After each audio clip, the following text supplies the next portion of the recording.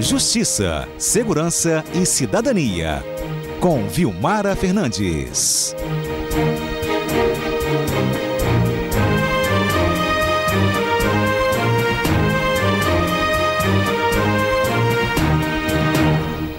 Vilmara Fernandes aqui no estúdio conosco. Hoje a gente está convidando os ouvintes para assistirem também o CBN Vitória. Então, quem ligar agora no estúdio ao vivo, tanto do site quanto do aplicativo, vai conhecer a Vilmara.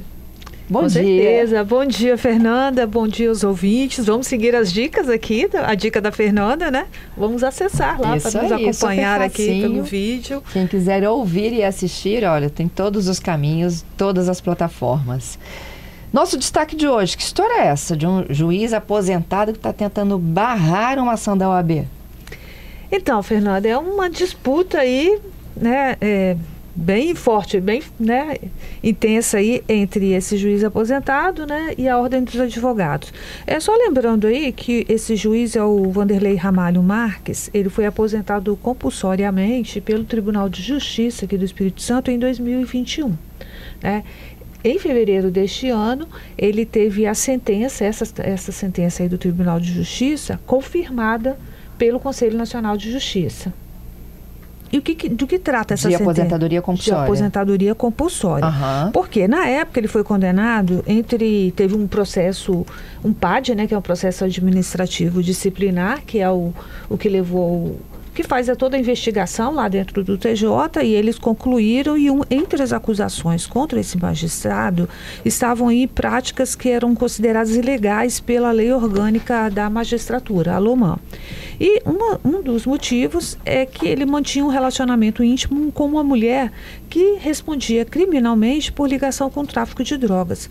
Inclusive, foi relatado na ocasião pelo Tribunal de Justiça que essa mulher chegou a ficar 37 dias presa e obteve a liberdade provisória com uma decisão deste magistrado, que, no entanto, manteve o companheiro dela preso, detido. Esse foi um dos motivos aí, essa sentença foi confirmada agora.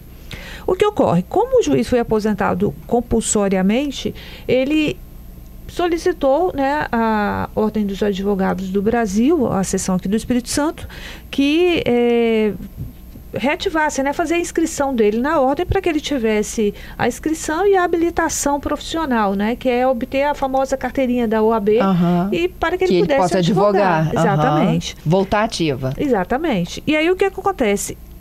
Esse processo ele iniciou em 2024 e, segundo relatado por ele, pelo advogado, ele passou por todas as etapas e já estava aí na fase final de obter a carteirinha. E aí, quando houve mudança na gestão da ordem, e esse ano, uma etapa deste processo, no momento em que a carteirinha ia ser liberada, né, uma das etapas aí da inscrição do processo ser concluído, ainda não foi concluído, estava nessa reta final, a OAB houve uma avaliação interna lá da diretoria da OAB, no sentido de que precisava ser feita ser reaberto aí o chamado incidente de inidoneidade, né? Ou seja, que a idoneidade dele fosse avaliada novamente para verificação se deveria ou não ser aceita a inscrição. E foi contra esta decisão de reabertura do processo que o juiz aposentado compulsoriamente, o Wanderley Ramalho Marques, ele ingressou na Justiça Federal pedindo aí uma liminar para suspender esse ato aí da presidência da OAB aqui no Espírito Santo. Essa liminar foi negada pela Justiça Federal. Por nota para a gente, a OAB explicou que houve fatos novos que aconteceram e que, diante disso, o conselho que faz análise, né, desses pedidos, ele deveria analisar novamente, e por isso foi aberto esse chamado incidente de idoneidade, né? E aí vai ser avaliado, e isso foi possível, segundo a ordem, porque ainda não tinha sido cumprido todas as etapas para você entregar a carteirinha da OAB para ele.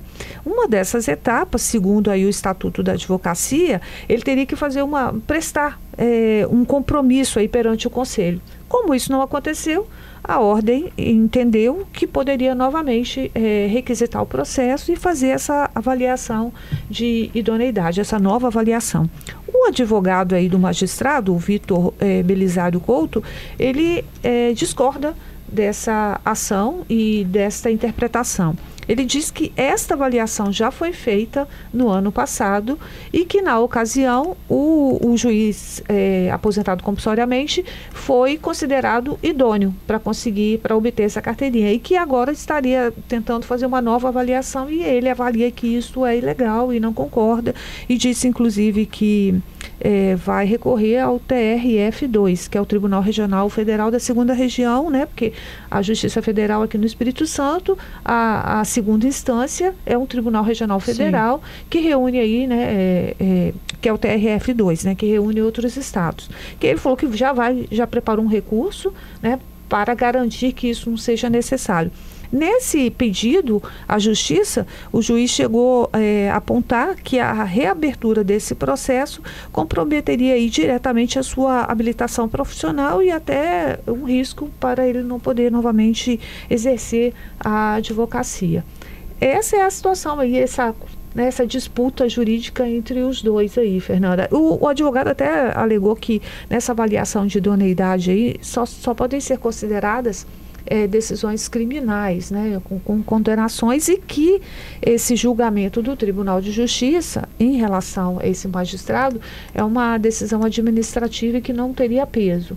Mas houve essa negativa aí por parte de concessão de uma liminar por parte aqui da Justiça Federal no Espírito Santo e agora vão ter outros. E como a Justiça Federal negou esse pedido, o processo continua tramitando na OAB, né? O processo desse incidente de inidoneidade, ele continua tramitando e vai ser feita essa avaliação, caso não tenha nenhuma outra decisão. Fernanda. Vou aproveitar a Vilmara aqui hoje, gente, para falar de um julgamento que está acontecendo hoje. Começou hoje no fórum? Exatamente. Começou hoje cedo, por volta de umas 8 horas, assim, né? Começa a seleção dos jurados e aí logo depois foi iniciado. Quem é que está sentado no banco dos réus? É um dos irmãos Vera, como eles são conhecidos, né? Que é o caso do Luan Gomes Faria, o Camu, que ele é apontado como uma das principais lideranças aí da facção criminosa Terceiro Comando Puro. Ele está sendo julgado hoje por um homicídio e 3 tentativas, né, de assassinato. Esse caso aconteceu lá em 2017 e uma manicure de 17 anos acabou morrendo e as outras pessoas saíram feridas, né? Lembrando, Fernando, que por este mesmo crime, um outro irmão dele, o Bruno, ele foi condenado a 69 anos de prisão, né? Os julgamentos acabaram sendo separados, né? Que eles falam de desmembrados ali. Eles foram separados e o irmão do Luan acabou sendo julgado em 2024 e condenado e ficou agora para o Luan ser julgado em separado, o que está acontecendo hoje. Esse julgamento do Luan, inclusive, aconteceria... Ele foi agendado lá para acontecer no início desse ano, mas em fevereiro houve uma confusão num presídio no banho de sol ali da Penitenciária de Segurança Máxima 2, um conflito aí entre integrantes do TCP, que é a facção criminosa a qual o Luan é apontado como um dos líderes, e integrantes de uma outra facção, o Primeiro Comando de Vitória, né? Houve um conflito e 6 detentos ficaram feridos, inclusive o Luan, tiveram que ser levados para o hospital. Isso. Em decorrência disso, houve o adiamento desse julgamento, que foi agora marcado para esta quarta-feira, né?